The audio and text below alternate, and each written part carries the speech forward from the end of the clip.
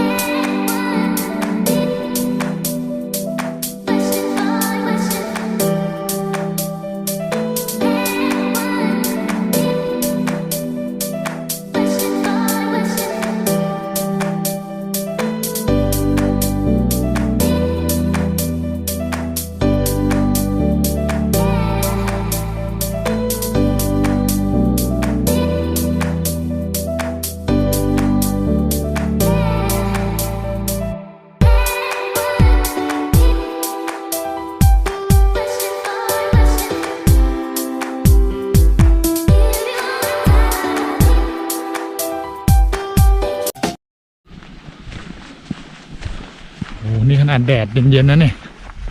หนาวแล้วอ่ะดูดิต้องใส่ถุงมือแล้วอ่ะแขนยาวนั่นแขนยาวยังเย็นเลยคืนนี้อากาศจะเท่าไหร่ไม่รู้แต่หนาวแน่นอนคืนอัดเสื้อไป8 ตัวมีเท่าไหร่ใส่หมดกางเกงอีก3-4 ตัวเลยมีอะไรใส่หมดไม่งั้นตายนอนไม่ได้แน่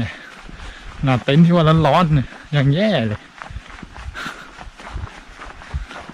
หนาวจริงมาตรงนี้ก็โชคดีอยู่นะเจออากาศหนาวตอนคืนลมแรงหนาวอีกต่างหากไปดูคืนนี้จะโดนอะไรอีก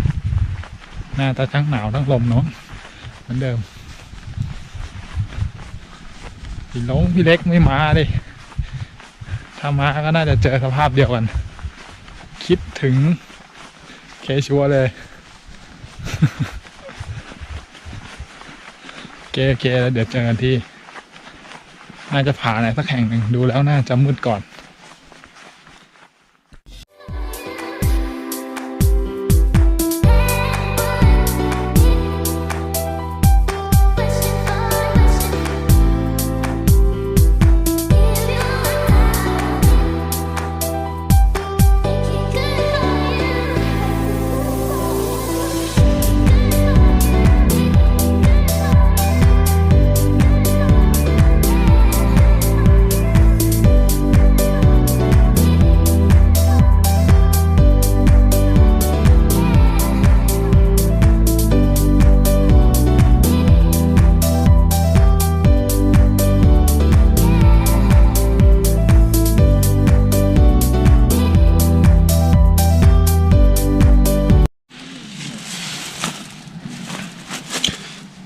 เช้าที่9วันนี้สุดท้ายแล้ว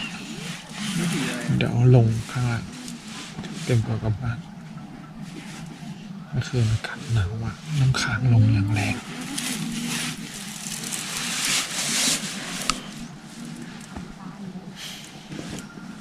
อากาศเย็นขนาดใส่ถุงมือนะยังเย็นเลย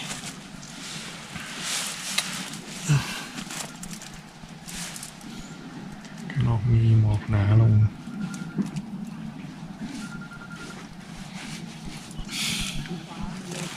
สุดท้ายละอยากเก็บของเต็มตัวลงผืนใหญ่ป่ะวันนี้จองตัวเดี๋ยวละตอนทุ่ม 1สันบัตรรถเสริมโอเคเดี๋ยวเจอกันละ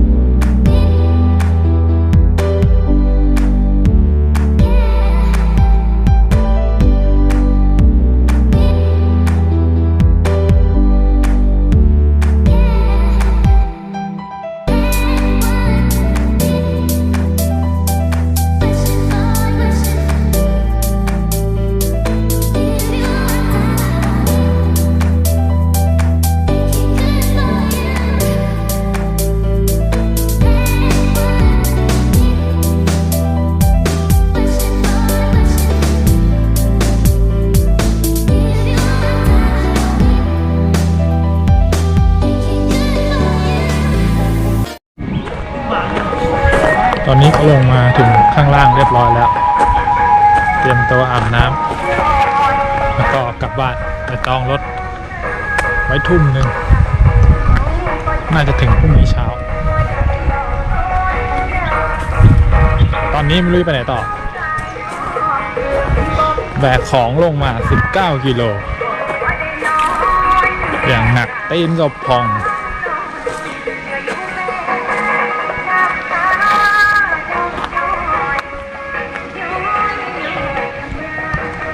ต้องลองมาแล้วจะรู้